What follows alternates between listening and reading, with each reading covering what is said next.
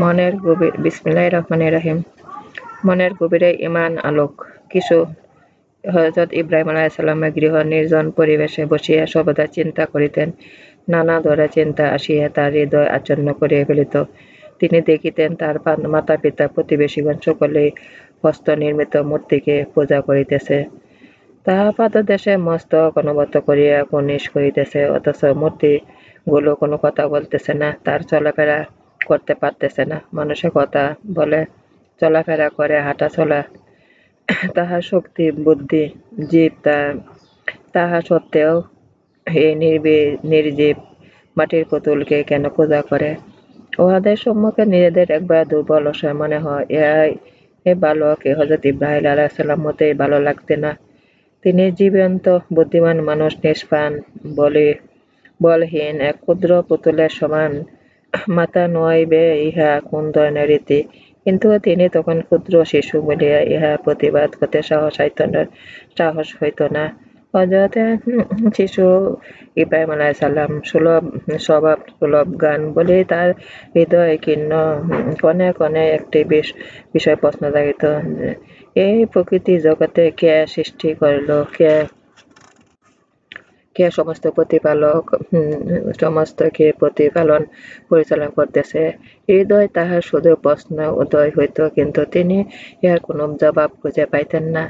একদিন তিনি কথায় কথায় মাতাকে জিজ্ঞেস করল, আম্মা, আপনার প্রতিপালক কে? মাতা বলিল, বৎস, আমার প্রতিপালক তোমার পিতা আজর। হযরত ইব্রাহিম সাল্লাম জিজ্ঞেস করলেন, আমার পিতা আজর প্রতিপালক কে? মাতা উত্তর করল, তাহার প্রতিপালক বাদশাহ নমরুদ। হযরত ইব্রাহিম আলাইহিস সালাম আবার জিজ্ঞেস করলেন, বাদশাহ নমরুদের প্রতিপালক কে? মাতা এই প্রশ্নের কোনো উত্তর দিতে পারল না। এই সম্পর্কে কোনো ধারণা ছিল না। তবু সে বলিল, তাকে আবার প্রতিপালক কে? সে সর্বসেবা এবং সবার প্রতিপালক। তাহার মাতার এই জবাব শুনিয়া হযরত ইব্রাহিম সাল্লাম বলিলেন, তাহা কেমন করিয়া হয়? আমি অবশ্য নমরুদকে দেখি নাই, কিন্তু তোমাদের কাছে যাহা শুনিতেছি, সেও নাকি আমাদের মতো মানুষ মাত্র। তোমাদের মতো 2 হাত, 5 চক্ষু, 2 কান, 1 মাথা বিশিষ্ট একটি মানুষ। মানুষ হইয়া মানুষের প্রতিপালক কি প্রকারে? অন্য একজনের প্রতিপালক রক্ষণাবেক্ষণ ছাড়া সেই থাকিতে পারে কিভাবে? কিশোর ইব্রাহিম আলাইহিস সালাম তার মাতাকে জিজ্ঞেস করিলেন, আচ্ছা মা, বলুন তো, আপনাকে কে সৃষ্টি করিয়াছেন? মাতার এই প্রশ্নের জবাবে কতিপয় দেব-দেবীর নাম উল্লেখ করে বলিল, যে ইহাদের সৃষ্টি করবার, তাহাকে হাতে প্রতিপালন করার ভার, কারো হাতে সংসার করার ভার ন্যস্ত হয়েছে। মাতার উত্তরে কিশোর বালক মন ভরিল না।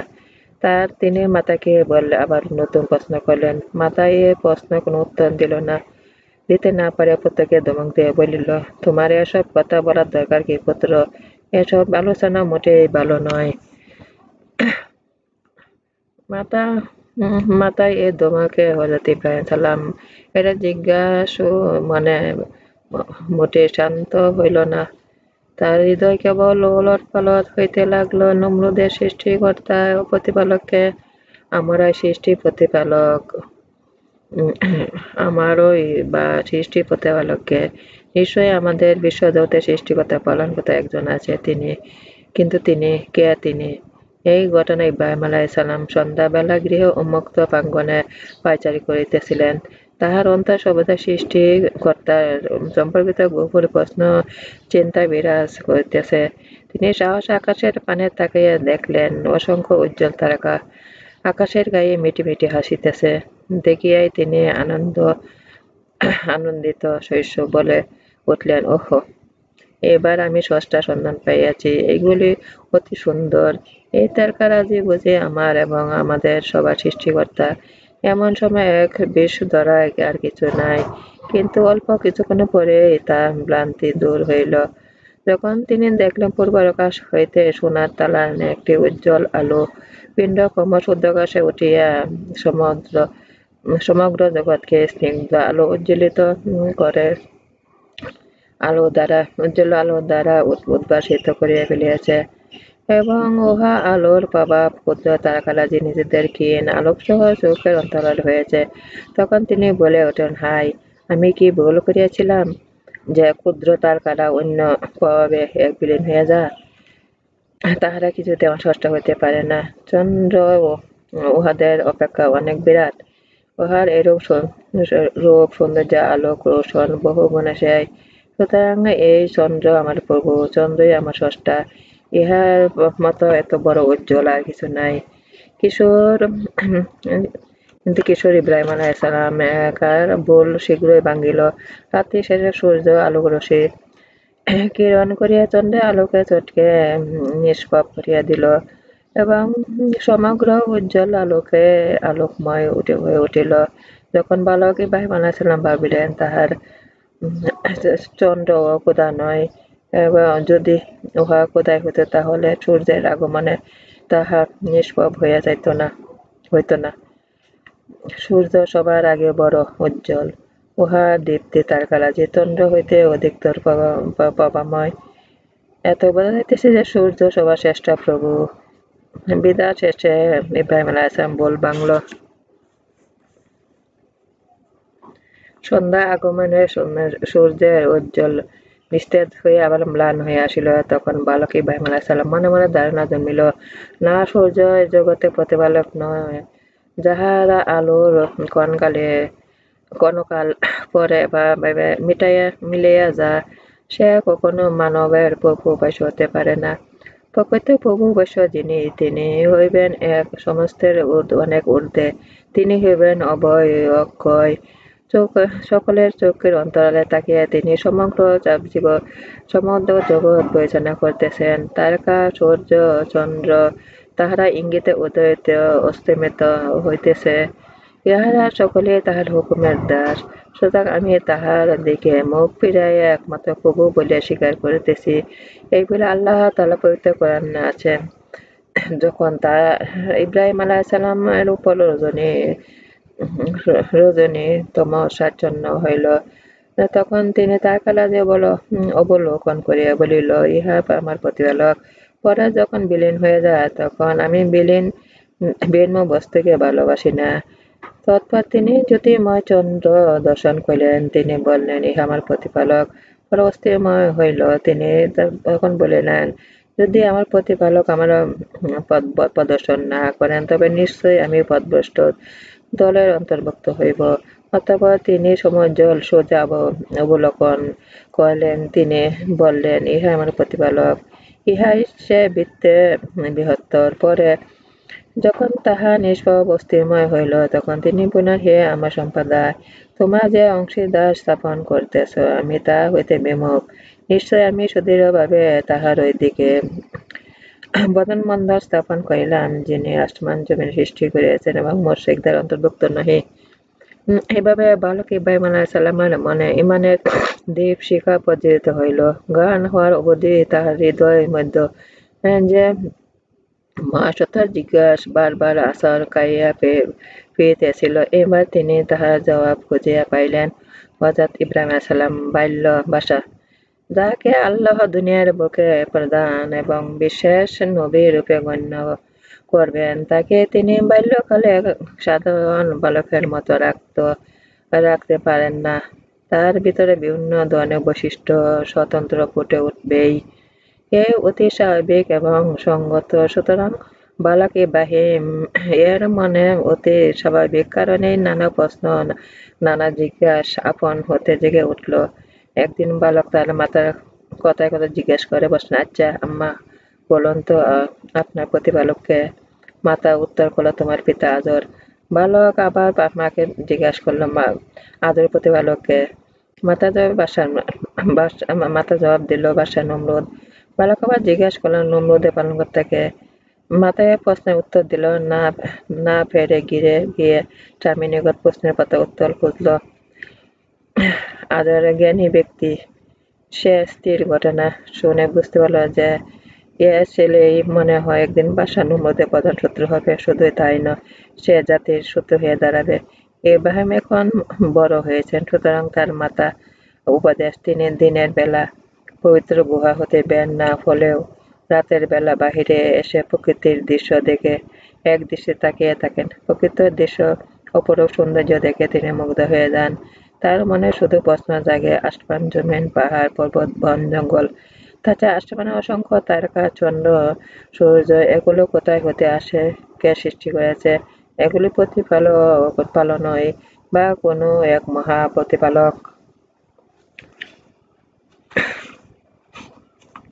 একদিন রাতে বালক ইব্রাহিম আলাইহিসসালাম আকাশের দিকে তার একটি নক্ষত্র দেখে বললেন, এ বস্তুটি সবাই আলোকিত দেখছি, সম্ভবত এটি আমাদের সকলের প্রতিপালক।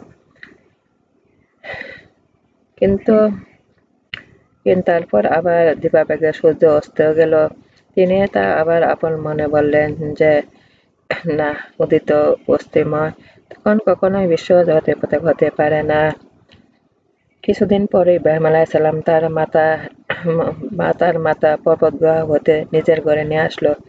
বাইরে কোনো লোক জানতে পারেননি যে এই বালক হবে ভবিষ্যতে নমরুদের প্রধান শত্রু। নমরুদের রাজ্য প্রধান ব্যাপকভাবে মূর্তি প্রচলন ছিল। দেশে জনসাধারণ প্রায় সকলেই মূর্তি পূজা করত। হযরত ইব্রাহিম আলাইহিসসালাম এর পিতা মাতা মূর্তি পূজা, তারপরে আজও দেশের সর্বশ্রেষ্ঠ প্রখ্যাত মূর্তি নির্মাণকারী ছিল। প্রত্যেক আজও মূর্তি বানিয়ে ছেলেকে ইব্রাহিমকে বাজারে বিক্রি করতে পাঠাতো।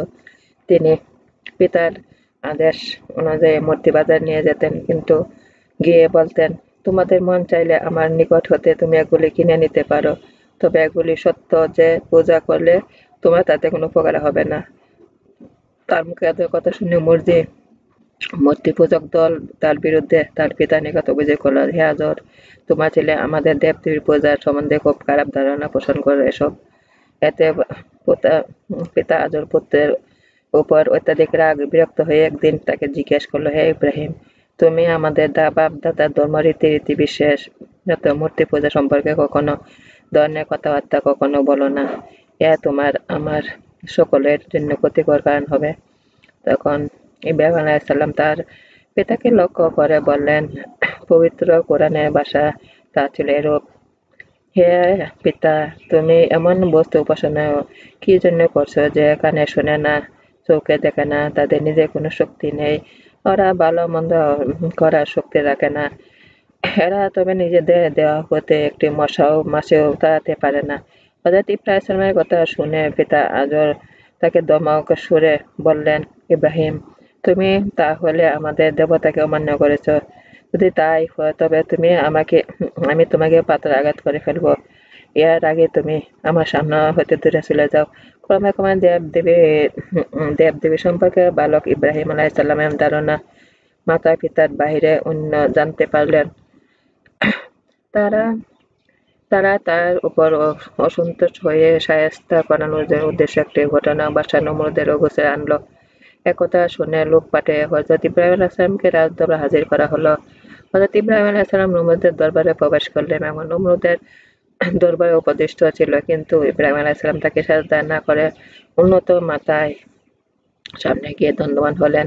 নমরুদ ক্রোধান্বিত ভাবে তাকে জিজ্ঞেস করলো, তুমি আমাকে সাজদা না করলে না কেন? হযরত ইব্রাহিম আলাইহিসসালাম জবাব দিল, আমি আল্লাহ ব্যতীত কাউকে সাজদা মনে করি না। নমরুদ জিজ্ঞেস করলো, তোমার আল্লাহ আবার কে?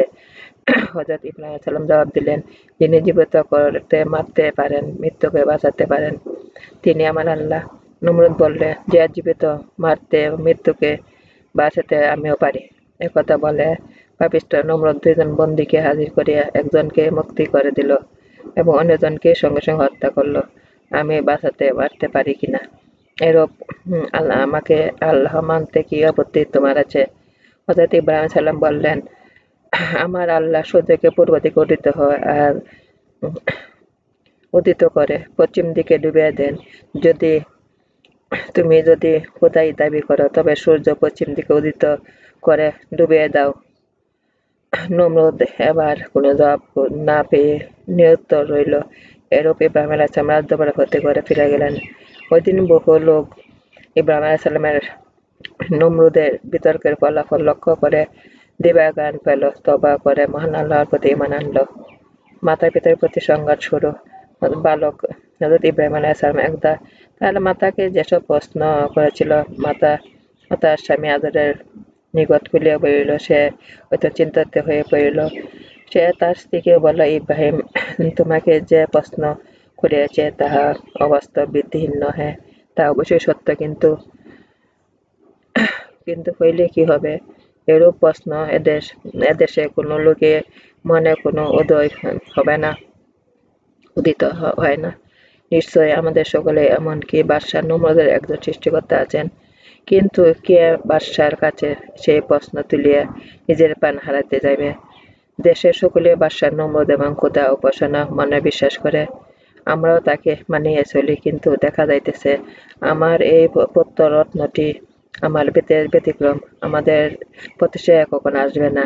আর আমার মনে হইতেছে আমাদের এই পুত্র জ্যোতির্বিদদের বর্ণিত বাদশার এক সত্যতে পরিণত হওয়া। আদর এই চিন্তা ভাবনা করিয়া প্রাণাধিক পুত্র ভবিষ্যৎ সম্বন্ধে তিনি অত্যন্ত শঙ্কিত হইয়া পড়িল। কিন্তু এই বিষয়ে এখনো কি করা যায় সে সম্পর্কে কারো নিকট কোনো পরামর্শ করিতে পারিল না।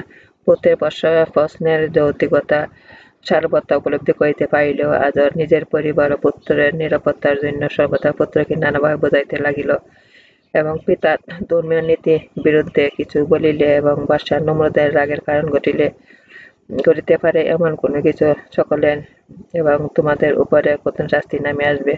সুতরাং অযথা ঝামেলা হইতে বিরত থাকো। পক্ষান্তরে হযরত বালক ইব্রাহিম আলাইহিসসালাম সে মহাসত্যর আলোকে সে হৃদয়ে কানা উদ্ভাসিত করিয়াছিলেন, তাহারা প্রভাবে তিনি স্পষ্টরূপে দেখিতে পাইলেন যে তাহার প্রাথমিক আত্মীয় স্বজন তথাই সমস্ত লোক গভীর অজ্ঞতা, গভীর তিমিরে নিবৃত্ত হইয়া আছে। খোদাকে বিস্মৃত হইয়া নকল খোদা তথা দেশে জালিম কাফির বাদশাকে খোদা গানে পুজিতেছে। তদুপরি পিতামহের অনেকে নিজেদের হাতে গড়া প্রতিমা উপাসনা করিতেছে। পিতা-মাতা, আত্মীয়-স্বজন সকলে প্রকৃত খোদাগ্নিতে নির্মোদিত করিবে, তাই কোন সন্দেহ নাই। বালক ইব্রাহিম আলাইহিসসালাম এর মন এই কারণে অতিশয় ব্যক্ত হয়ে উঠিল। তিনি তাদেরকে আল্লাহর ক্রোধ হইতে বাঁচিয়া রাখার জন্য মনোনিবেশ করিলেন।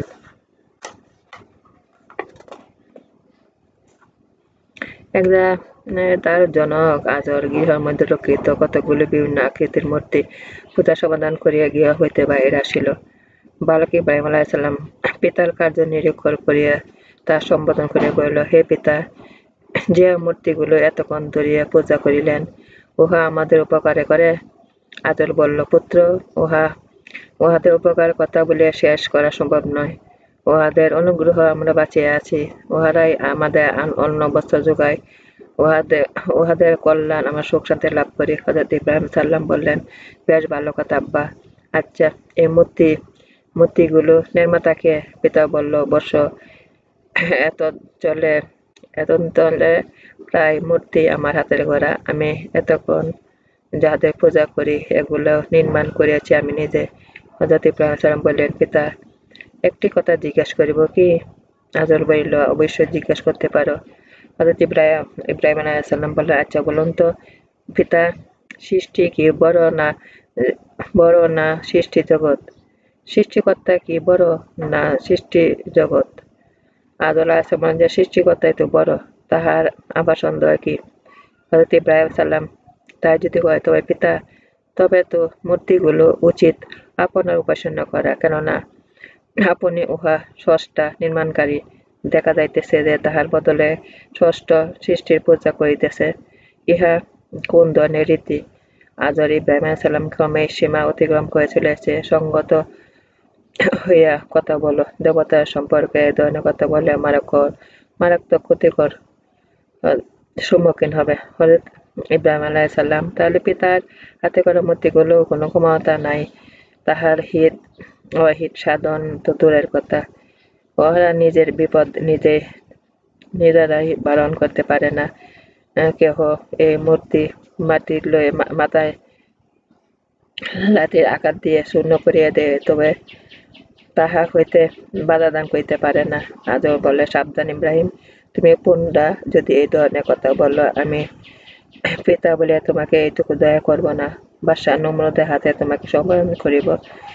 দেশের লোকজন শুনতে পায় যে তুমি দেবতার নিন্দা করো, উহা প্রত্যক্ষ অশ্রদ্ধা প্রকাশ করো, তাহা হইলে তাহাই তোমার জীবিত রাখবে না, চরম শাস্তি প্রদান করবে।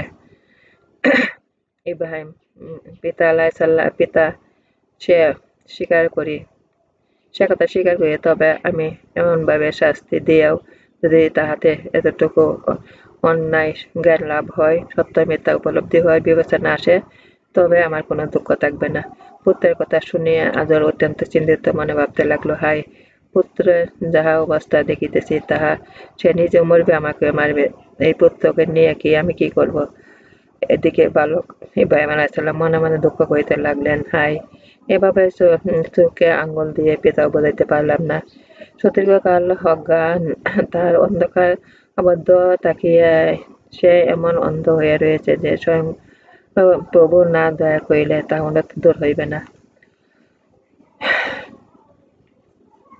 হযরত ইব্রাহিম সালাম যৌবনে পদার্পণ করিয়াছেন, যদিও এখন তার পর্যন্ত নবুয়ত অবতীর্ণ হয় নাই, তবু একজন নবী হিসাবে তাকে আল্লাহ তাআলা এমন জ্ঞান বুদ্ধি দান করেছেন। এই বয়সে একজন সাধারণ লোক যত বেশি জ্ঞান গরিমা অধিকারী, তিনি তদপেক্ষা অনেক বেশি জ্ঞান ও বিচক্ষণ লাভ করিয়াছেন। প্রতিটি কাজে তার গভীর বুদ্ধিমত্তার পরিচয় পাওয়া যায়। তার প্রতিটি কথা উপদেশের মধ্যে সূক্ষ্ম যুক্তি, প্রজ্ঞা, নিদর্শন মিলে, যা সচরাচর অপেক্ষাকৃত অধিক বয়স্ক এমনকি প্রবীণদের মধ্যেও পরিদৃষ্ট হয় না।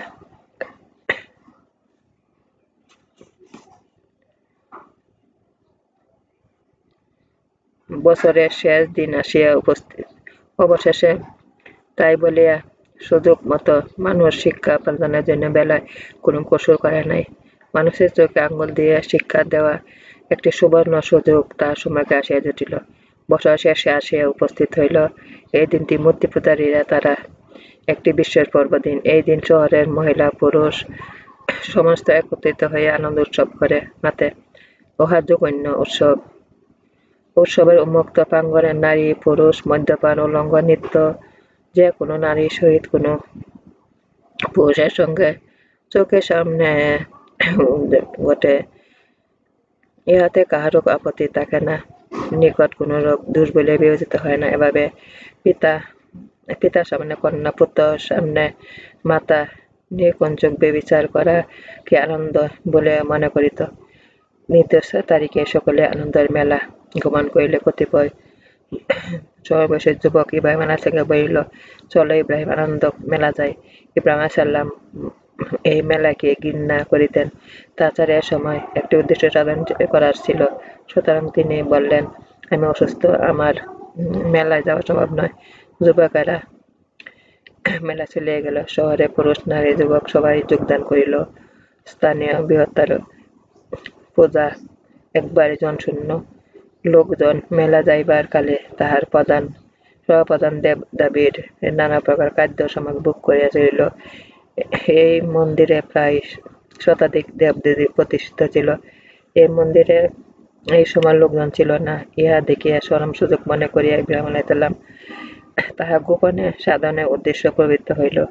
তিনি একটি কুঠার নিয়ে হাতে লইয়া মন্দির প্রবেশ করিল, বললেন, কি হে দেবতা, তোমাদের উদ্দেশ্য বুক বস্ত্র যে সমস্ত করিয়া রয়েছে, তোমরা এগুলি গ্রহণ করছো না কেন? এগুলি কি তোমরা কিছু খাবে না? মুখ দেবমূর্তিগুলো তাহার প্রশ্নের উত্তর দিল না। তখন ইব্রাহিম আলাইহিসসালাম পুনরায় তাদেরকে জিজ্ঞাসা করলেন, তোমরা কি বলতে পারো আমার হাতে এখন কি এবং কেনই বা আমি ইহা নিয়ে তোমাদের কাছে উপস্থিত হয়েছি? মাটি পাথরের মূর্তি সকল কেমন করিয়া বলিল। তাহারা নীরব হয়ে গেল। হযরত ইব্রাহিম আলাইহিসসালাম বলিলেন, আমি জানি তোমরা কথা বলতে পারো না। নিষ্প্রাণ মাটির পুতুল ব্যতীত তোমরা কিছু নও। অক্ষয় জোর দেবতা তোমরা, তোমাদের কোনো শক্তি নাই। তবু যে এই অজ্ঞ মানুষগুলি তোমাদের পূজা করে, তোমাদের কাছে তাহার আকুতি নিবেদন করে, তাহাদের চিরচারিত অন্যায় রীতি ভ্রান্তির ফল। মূলত তোমরা যে কিছু নও, তোমার কোন শক্তি নেই, তাহারা বোঝে না। তোমাদের চরম অপমান করিয়া আজ আমি তোমাদের ভ্রান্তি অপনোদন করার চেষ্টা করিব। অতএব ইব্রাহিম আলাইহিস হস্ত তীর কোটালখানা তা দ্বারা প্রথম আঘাত করলেন সর্বকনিষ্ঠ মূর্তির উপর, তারপর একটির উপর। এভাবে প্রত্যেক একটির পর একটি সবগুলো মূর্তিকে তিনি কোটা দিয়ে ভাঙিয়ে চূর্ণবিচ্ছিন্ন করলেন।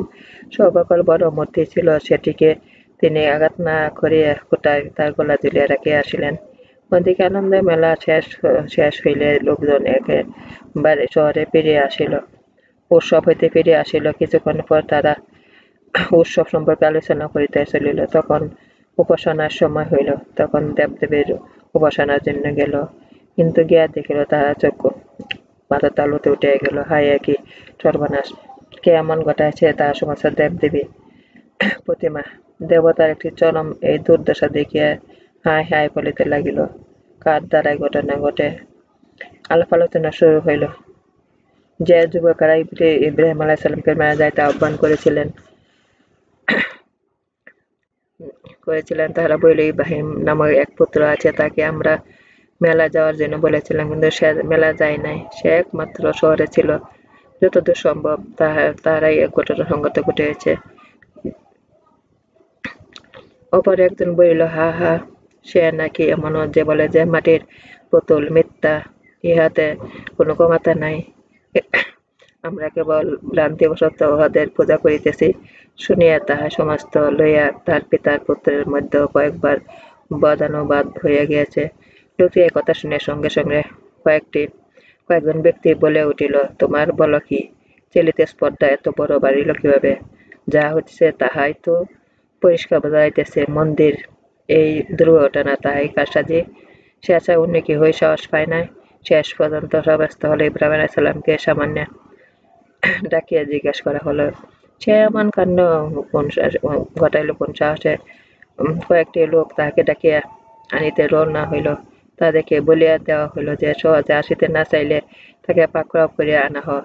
কিন্তু তাহাকে পাকড়াও করিয়া আনার প্রয়োজন ছিল না। তিনি নিজে এমন একটি সুযোগ প্রাপ্তির আকাঙ্ক্ষা ছিল যে সমস্ত লোক নিজে এমন একটি নিজের জায়গা সমবেত হইলে তাদের মধ্যে জোরালো বা যুক্তি সহকারে নিজের বক্তব্য পেশ করিয়া তাদেরকে বোঝাইতে চেষ্টা করিলেন।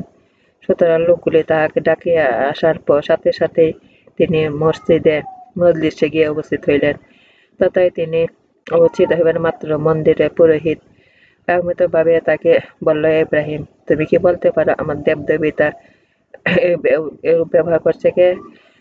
তাহার কে ভাঙচুর করিয়াছে কে? ইব্রাহিম পুরোহিতকে কৃত্রিম বিষয়ে প্রদর্শন করিয়া বলল, বলো কি, চলো কি দেখি, মন্দিরে গিয়ে দেখি কি হয়েছে। তো যখন ইব্রাহিম আলাইহিস সালাম গিয়ে মন্দিরে প্রাঙ্গণে উপস্থিত হইল, তাহা কেহ বুঝিতে পারিল না যে তিনি তাহাতে একটি বিরাট জিজ্ঞাসার সম্মুখীন করিবার জন্য তাদের এখানে নিয়ে আসিয়াছেন। ভাঙ্গা মূর্তিগুলি সম্মুখে উপস্থিত হয়ে ইব্রাহিম আলাইহিস সালাম বলল, বড় মূর্তিকে লক্ষ্য করে জিজ্ঞাসা করল, হে বাপুজি, তোমার গলায় কোটার কে কোথায় হইতে? এই কোটার দ্বারা বুঝি তুমি এই কাজ করিয়াছ? এভাবে ছোট মূর্তিগুলোকে চূর্ণ বিচ্ছিন্ন করিয়া বুঝি তোমার গায়ে জোর দেখাইয়াছ? প্রধান পুরোহিত ইব্রাহিম সালামের কথা অবাক হইয়া বলিল, ইব্রাহিম, তুমি পাগলের মতো এসব আবল তাবল কি বকতেছ? প্রতিমা কি করে নড়াচড়া করতে পারে নাকি? সে কখনো হাত দিয়ে কোটার ধরিতে পারে? ওগুলো তো মাটির পুতুল, ওদের কি সম্ভব? ইব্রাহিম আলাইহিস সালাম বললেন, আহা, তুমি এ কথা বলতেছ কেন? যা হয় সে নিজে বলুক না শুনি। তুমি তাহার নিকট জিজ্ঞাসা করিয়া দেখো, সে কি নিজের কথা কাজ করিয়াছে না অন্য কাহারও দেখিয়াছে? পুরোহিত বলল, ইব্রাহিম, তোমাকে তো একটি বুদ্ধিমান ছেলে বলিয়া জানিতাম। এখন তোমার কথাবার্তা শুনিয়া মনে হইতেছে তুমি এক আস্ত বোকা, ব্যতীত কিছুই না। প্রতিমা কি কখনো কথা বলতে পারে? ইহা তো কেবল মাটির পুতুল মাত্র। অর্থাৎ ইব্রাহিম আলাইহিস সালাম বলিলেন, আচ্ছা পুরোহিত, তাহলে একটা কথা বলতে পারো কি? যারা নড়াচড়া করতে সক্ষম রাখে না, মুখে কথা বলতে পারে না, কেহ নিজেদের মস্তক চূর্ণ বিচ্ছিন্ন করিয়া ফেললেও আত্মরক্ষার চেষ্টা করতে পারেন না। মাটির পুতুলকে একটি জীবন্ত সচেতন বুদ্ধির মানুষ অধ্যায় করে কি করিয়া বা এবং উপাসনা করে কি বুদ্ধিতে, এইভাবে ভাবিয়া দেখত ঠাকুর। একটু আগে তোমরাই আমাকে বোকা বলে উপহাস করিয়াছ। বোকা আমি না তোমরা। এ পর্যন্ত বলিয়া ইব্রাহিম আলাইহিস-সালাম নীরব হইলেন। সমবেত জনতার মুখ হইতে কোথাও বাহির হইল না। একান্ত অপ্রস্তুত একের পর এক মুখের দিকে তাকাইয়া রাখিল। হযরত ইব্রাহিম আবার বলিলেন, হে কওম, মূলত তোমাদের কোনো দোষ নাই। আমরা পূর্ববর্তী পুরুষদিগকে যাহা করিতে দেখিয়াছি, তোমাদের বর্তমানে বাদশাহ তোমাদের যাহা করিয়াছে, গতানুগতিকভাবে বাদশার ভয়ে তাহাই তোমাদের করে চলিয়াছ। আসলে তোমাদের পূর্বপুরুষগণ স্বয়ং বাদশায় ভ্রান্ত। হে আমার দেশবাসী, আমি তোমাদের বলিতেছি, তোমরা তোমাদের স্বাভাবিক জ্ঞান বিবেক কাটাইয়া চিন্তা করিয়া দেখো, কি বিরাট ভাতৃময়তার মধ্যে তোমরা লিপ্ত হয়েছ। নিষ্প্রাণ অক্ষয় জড় বস্তু কি কখনো মানুষের উপাসনা করতে পারে? কখনো তা পারে না। প্রকৃতপক্ষে উপাস্য তিনি, যিনি সকলের দৃষ্টি এবং ধরাছোঁয়ার বাইরে তাকিয়ে তিনি সকল কিছুই করিতেছেন, যিনি আসমান জমিন চন্দ্র সূর্য নক্ষত্র পাহাড় পর্বত তরুলতা কীট পতঙ্গ পশু পাখি মানব সমস্ত কিছুই সৃষ্টি করিয়াছেন, যাহারাই ইঙ্গিতে আসমান জমিনের প্রত্যেক বস্তু নিয়ন্ত্রিত পরিচালিত হইতেছে। অতএব আসো আমরা সকলে মিলিয়া সেই মহান সংস্থার প্রতিকল্পে উপাসনা করি এবং প্রতিমা অক্ষয় অসহায় যাহাদের কিছু করবার সাধ্য নেই, দেখিতেই তো পাইলে এটা একটি একটি করিয়া যাহাদের কে বা কারা ভাঙিয়া চুরমার করিয়া দিল, বড় মূর্তিতেও গলা কোটা ঝুলিয়া রাখিল, অথচ কিছুই বুঝতে পারে না। এরূপ দেবদেব উপাসনা করিয়া তোমাদের লাভ কি? হে আমার পথভ্রষ্ট দেশবাসীগণ, তোমাদিগকে প্রকৃত সত্যিকার উপাসনার দিকে আহ্বান করিতেছি। তোমরা আমার আহ্বানে সাড়া দেও। সেই উপাস্য নিরাকার মহাশক্তির অধিকারী, তাহার শক্তি সমতুল্য কাহারও শক্তি নাই। তোমরা যে মহাশক্তিমান উপাস্য উপাসনার ভগ্ন যাও দেখিবে, তখন হইতে তোমাদের হৃদয় এমন শক্তিমান হইয়া উঠবে যে আর কখনো তোমাদিগকে কোনো বিপদে টানিয়া নিতে সক্ষম হইবে না। হযরত ইব্রাহিম আলাইহিস-সালাম এই যুক্তি উপদেশ আহ্বানে সমবেত পৌত্তলিক গভীরভাবে আকৃষ্ট মুগ্ধ হইয়া পড়িতেছিল। সত্যি তাহারা নিজেদের কার্যাবলী অসারবত্তা অনুধাবন করিতে বেশ কিছুদূর আগাইয়া গিয়াছিল, কিন্তু সহসা আবার শয়তান আসিয়া তাহাদের সর্বনাশ ঘটাইয়া দিল। তাহাদের এ অবস্থা বেশিক্ষণ স্থায়ী হইল না। পিতা মাতার রীতিনীতি স্মরণ করিয়া বিগড়াইয়া গেল।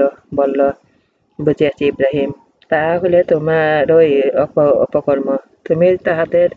তুমি আমাদের দেবদেবীর ভাঙিয়া আমাদেরকে বিভ্রান্ত করার ফন্দি করিয়াছ। তোমাকে এখন আমরা ইহার ফল দেখাইতেছি। বাসনের মধ্যে গেছে আমরা তোমাকে সমাধান করব। পারলে সেখানে তুমি যুক্তি বহর দেখাইয়া সেখান হইতে মুক্তি নেও। হযরত ইব্রাহিম সাল্লাম মনে মনে চিন্তা করিতেছিলেন এমন একটি কাজ করে সকলকে দেখানো দরকার, তারা নিশ্চিত রূপে বুঝতে পারে যে এসব মূর্তি পূজা কোনো উপকারে আসে না। যেহেতু ভালো মন্দ কোনো কিছু করবার শক্তি নেই, এরা একবার অক্ষম, অতএব এদের পূজা বা মূর্খতা বোকামি প্রমাণ। উহারা বলিল, আমাদের উপাস্যগুলির প্রতি এরূপ করল কে? সে নিশ্চয় সীমা লঙ্ঘনকারী। কেউ কেউ বলল, এক যুবক উহাদের সমালোচনা করিতে শুনিয়াছি। তাহা থেকে ইব্রাহিম আলাইহিস-সালাম উহা বলিল, তাহাকে উপস্থিত কর লোকসম্মুখে, যাহাতে উহারা প্রত্যক্ষ করিতে পারে। উহারা বলিল, হে ইব্রাহিম, তুমি কি আমাদের উপাস্য এরূপ করিয়াছ? বরং ইহাদের প্রধান তো সে তো ইহা করিয়াছে। ইহাদিগকে জিজ্ঞাসা কর, যদি ইহা দ্বারা কথা বলতে পারে, তখন মনে মনে চিন্তা করিয়া দেখিলে এবং অপরকে বলিতে লাগিল, তোমরা তো সীমা লঙ্ঘনকারী। অতঃপর উহাদের মস্তক অনুমত হইয়া গেল। উহারা তো জানোই যে ইহারা কথা বলে না। ইব্রাহিম বলল, তবে কি তোমরা আল্লাহর পরিবর্তে এমন কিছু ইবাদত করো যাহা তোমাদের উপকার করতে পারে না, ক্ষতিও করতে পারে না? তাহারা বলল, উপস্থিত লোকসমূহকে সাক্ষ্য দিতে। এ কথা অর্থ সংবাদ পৌঁছে গেল সম্রাট নমরুদের দরবারে। তখন সে পৌষদারা হযরত ইব্রাহিম আলাইহিসসালামকে এর কাজ করা দেখে, তবে তাকে সকলেই সামনে উপস্থিত করে। একথা ব্যাপারে তারা জানে প্রত্যক্ষ সাক্ষী হিসাবে। তারা বলল, হে ইব্রাহিম, তুমি আমাদের দেবগুলোর প্রতি কিরূপ এরূপ করেছ? সে বলল, এদের প্রধান তো এটা করেছে। এদেরকে জিজ্ঞেস করে দেখো না, যদি এরা বলতে পারে। প্রধান মূর্তিটির উপর ইব্রাহিম আলাইহিসসালাম এর ক্রোধ ঘৃণা অপেক্ষা বেশি, কারণ লোকেরা তাকে সম্মান করত সবচেয়ে বেশি। তাই তিনি খুব প্রকাশ্যে বলেছিল, এই প্রধান মূর্তিটি তো এরকম করেছে। এরকম বলতে পারে এভাবে তিনি বিদ্রুপ সঙ্গে মূর্তি ভেঙে ফেলার কথা স্বীকার করেছিল। এরকম বলা যেতে পারে যে মূর্তি পূজা অবিশ্বাসী ছিল। মূর্তি প্রধান মূর্তি অসন্তুষ্ট হয়। তাই ইব্রাহিম আলাইহিসসালামের কথা চেতনায় ফিরে গেল। সম্প্রদায়ের লোকেরা বুঝতে পারল নিশ্চয় প্রতিমা উপাসনা ঠিক নয়। ইব্রাহিম আলাইহিসসালাম যা বলছে সেটাই ঠিক। তাই তারা পরস্পরকে দোষারোপ করতে লাগলো। এই বলে, তোমরা সীমা লঙ্ঘনকারী। এতক্ষণ মস্তক অনুমত হয়ে গেল। তারা বলল, তুমি তো ভালোই জানো যে এরা কথা বলতে পারে না। রোম রাজধানীর মতো একটি বিরাট দেবদেবীর মন্দির ছিল। ওই মন্দিরে অসংখ্য দেবদেবীর পূজা ছিল। নগরের সকল মূর্তি পূজা সেখানে গিয়ে পূজা করত। একদিন এক বিশেষ পর্ব উপলক্ষে দেশের সকলেই মেলা চলে গেল। ইব্রাহিম আলাইহিসসালামের পিতা সেখানেও যাওয়ার কালে ছেলেকে ইব্রাহিম আলাইহিসসালামকে নিয়ে যেতে চাইল, কিন্তু তার শরীর অবস্থা জড়পতি দেখিয়ে মেলা গেলেন না। ওই নগরীতে মন্দিরে কোনো পুরোহিত ছিল না। তারা কালী রেখে মেলা উৎসবে যোগদান করেছিল।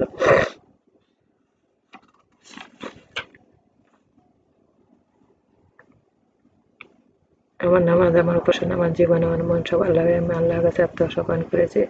হে আমার আমাকে আল্লাহ আনুগত্য বানান, রাসূল আনুগত্য বানান। আল্লাহ পালনগত শক্তি দান করুন, দুনিয়া আখিরাতে কল্যাণ দান করুন, দুর্যোগের অগ্নিহত আমাকে রক্ষা করুন। হযরত মুহাম্মদ সাল্লাল্লাহু আলাইহি ওয়াসাল্লামের জীবনে গুনাহ ক্ষমা করুন। আমিন। আমার ভিডিওগুলো আপনি একটু বেশি করে শেয়ার করুন।